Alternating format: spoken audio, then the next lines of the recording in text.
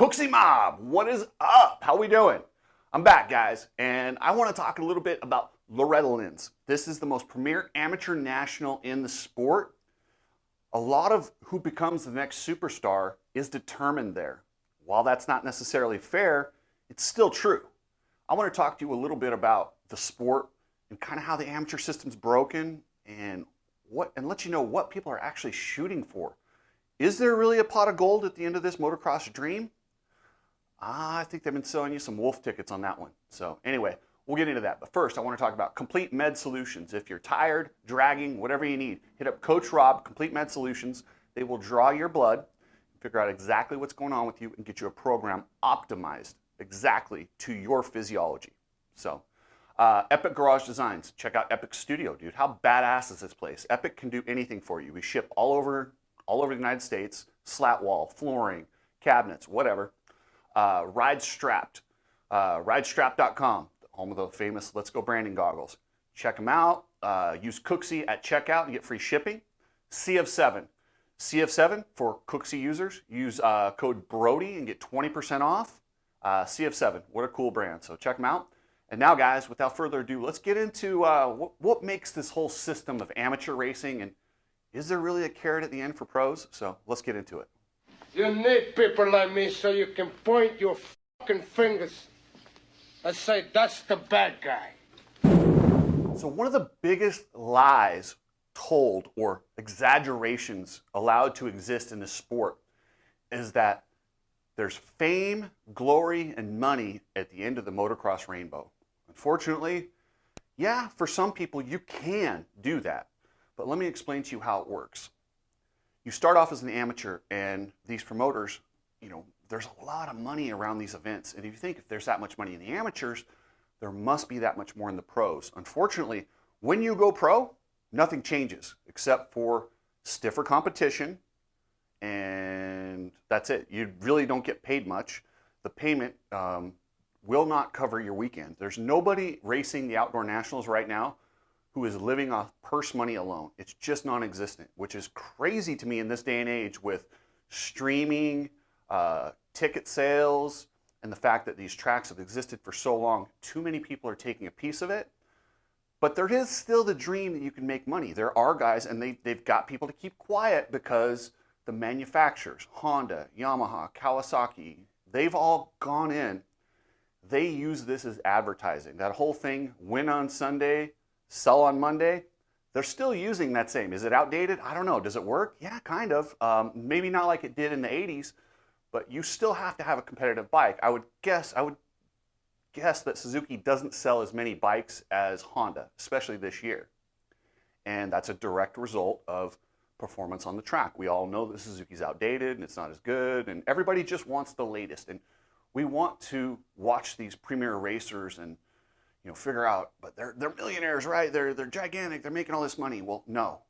This dream that they sell you at Loretta Lynn's about becoming a pro racer, how many pro racers have gone through there? Yeah, almost all of them have gone through there at some point. But the odds are so stacked against you. And unlike other sports, you take college basketball, college football, or any of these major stick and ball sports, when you're grooming your kids to be athletes, education is usually high, like pretty high up there on the emphasis.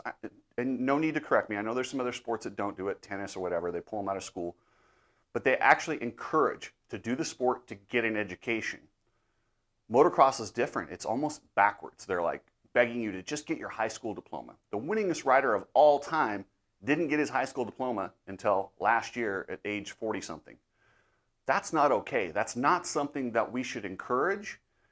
And if you're going to Loretta's, I don't want to shoot the dream in the foot, because yes, there are a few people that make a lot of money in this sport, ride for teams, and have successful careers.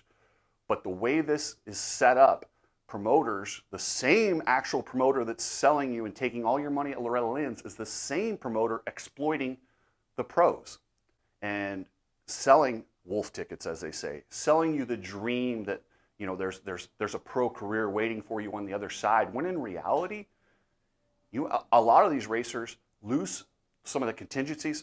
Like Ben Riddle, I don't know if you guys remember Ben Riddle. Ben Riddle made so much more as an amateur. He took a huge pay cut to go pro. And it essentially cost him his life went sideways. There's other issues, but the fact that a sport with no payoff at the end, like I said, unless the only payoff is marketing, if you can get yourself on a team which is solely based on selling motorcycles, then you can make money. I had every intention of becoming a professional racer and being rich. What I did not understand was on the back end of that, once you become a pro, you still have to pay an entry fee.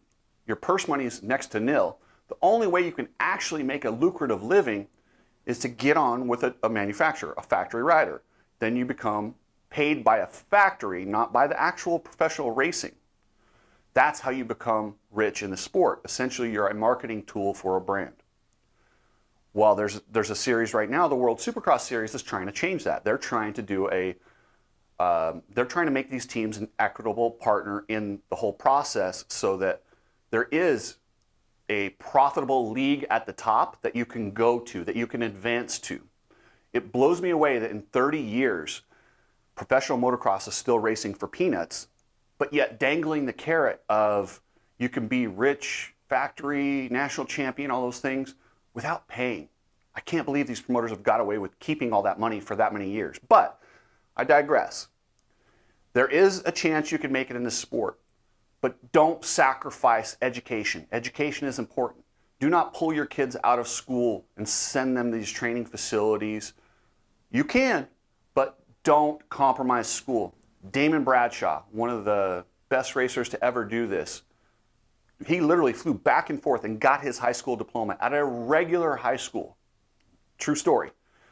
And guess what? He's a great human being right now. Damon's one of the coolest people. He works his ass off. He's got the characteristics.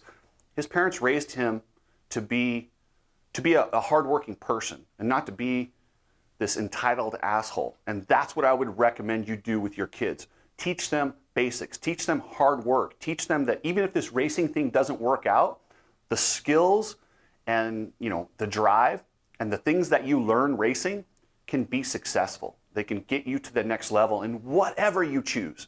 And a lot of you kids racing Loretta Lynn's, you're going to find yourself with industry opportunities. And I can tell you right now, you will separate yourself from the pack if you can get the education. There's a lot of people that have industry experience and they've raced, but let's be honest, they're stupid. They barely graduated high school, and they don't know what they don't know.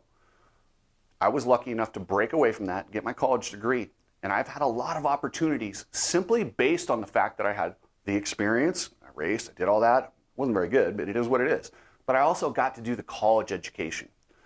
Or you get people that have a college education but don't know anything about the industry. So if you can teach your kids to understand this industry, learn what it takes to be successful, and get them the college education in addition to that. So let's say your kid does have an exceptional performance and Star Yamaha wants to sign them. Let me explain to you what happens. Now you get this kid, they sign him, they own him. He's going to the goat farm and he's forced to become an adult at 17, 16. It's not an easy route. It's not. And he's expected to perform in the first 2 years or he's out, career over. And then I mean, look at the Matt LeBlanc, Jordan Bailey. There's a list of kids who've just been in and out. I don't think it's completely fair. And that's why I lobby for, if this sport had more, I'm not saying get rid of these teams or anything like that. Don't mistake me. I'm not saying get rid of teams. I'm saying if there was a purse structure in place where you could make a living without having sponsors and just going to the race and qualifying and getting a top 20 or top 10 finish, if you could survive off the purse money alone, it would change that whole dynamic. You wouldn't have to be on a team. Like Ty Masterpool is making next to nothing this summer, and he's running in the top 5. He doesn't have bonus money like Dylan Ferrandis, Aaron Plessinger, and these guys. When those guys get on the podium, their own personal sponsor pays them $50,000, $100,000, whatever it is. They pay them a nice chunk of change. As a privateer, that's not there. So it's really a weird system to where it doesn't reward results exclusively. I would like to see if these sponsors or if the series could at least infuse enough money to make it so it's an actual professional racing career. And first off, stop charging entry fees to these guys. That's ridiculous. That's ridiculous. That's one of the stupidest things I've ever heard of. You're trying to tell me you get 60,000 fans at Redbud or whatever the number is. You charge all them, they pay, right? You don't need to pay these riders $250. That's just ridiculous. But I've done articles ad nauseum. If you check over to Cooksey Media on Facebook, I've got the article pinned to the top that shows you what happened with the Glen Helen National, where the money's dispersed, how it could go. And if you question the numbers I have on where the money comes from and goes and who's collecting the lion's share of it, just go check out that article. It's spot on. I got it. I have contracts. I've literally researched this whole thing inside and out. But watch for the sex offenders. Clearly, MX Sports has not. I did a video about the guy that was running golf carts who was a violent sex offender. Just be careful. Watch your kids out there. You have to watch for them because MX Sports doesn't. So have fun at Loretta Lynn's. Don't take it too serious. It's not the end all. Yes, it can springboard into something. Chances are it won't. So just use it to just have a good time with your family, make memories, and learn life lessons. So thanks, guys. Subscribe, and I'll catch you later.